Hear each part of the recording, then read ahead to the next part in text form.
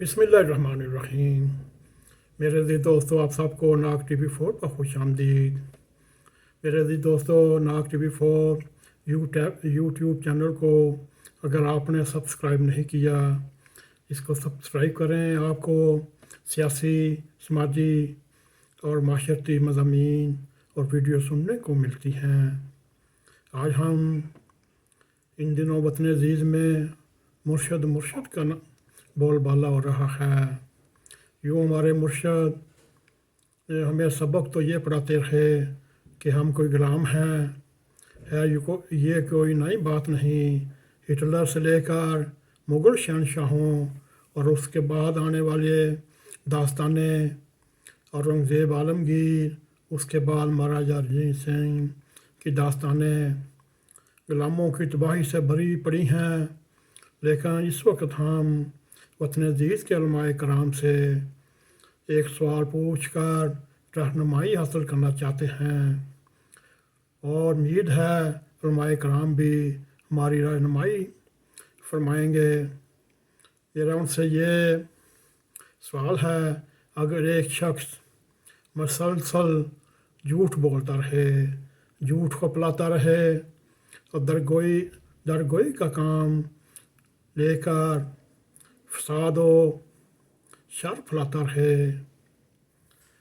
قوم کو اپنے بے بنیاد پراپیگنڈے کے تحت گمراہ کر رہا ہو، کبھی قوم کو داروں کے خلاف اکسانے کا ذمہ دار ہو، ایسا شخص جو مغرب کو 22 کروڑ عوام سے بھی زیادہ جانتا ہو، کبھی ہمیں مغربی جمہوری نظام پر قائل کرنے کی کوشش کرتا ہے اور یکدم یو ٹرن لے کر وہ صدارتی نظام کی طرف آ جاتا ہے۔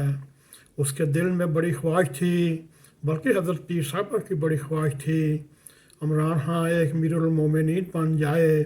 کوشش انہوں نے بہت کی، مگر اس اسلامی نظام کو بنیاد بنا کر دوبارہ حکومت وقت میں آنے کے سبز باغ دکھاتا رہا، اور کبھی اپنی سیاست چمکانے کے لیے ریاست کے خلاف جہاد کا اعلان کرتا، حلف خود بٹھاتا، اللہ رسول کے نام پر اپنے ٹائیگر مجاہدین سے بھی یہ عہد لے لیتا کہ وہ اپنی ہی ریاست کے خلاف جہاد کرنے میں اس کا ساتھ دیں گے، اور پھر اس عہد سے خود ہی مکر جانا اور دستبردار ہو جانا۔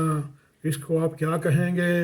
یہ ایک منافق کی بہت بڑی نشانی ہے، جو عہد کرے اس سے پھر جائے۔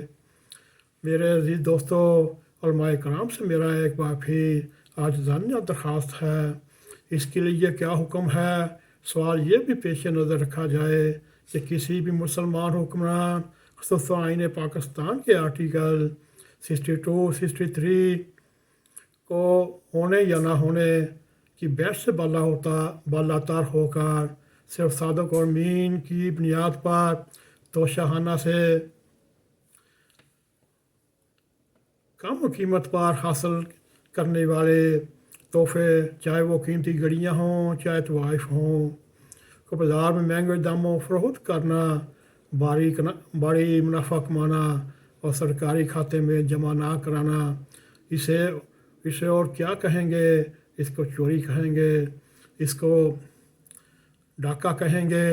کیا ایسے شخص کو اسلامی جمہوریہ پاکستان کا حکمران بننے کے لیے بروجہ شرعی اصولوں پر اترتا ہے یا نہیں؟ سوال بڑے واضح ہیں۔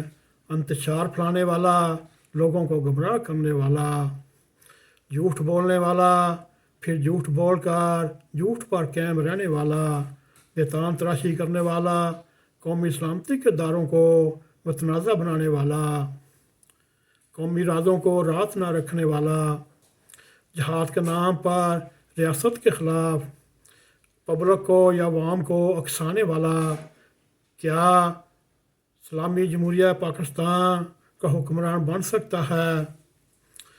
میرے عزیز دوستو، یہ ہمارا ایک بہت ہی عاجزانہ سوال ہے علماء کرام سے۔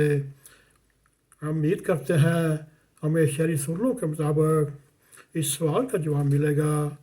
میرے عزیز دوستو اس وقت تک ہم انتظار کرتے ہیں جب تک جواب نہیں ملتا۔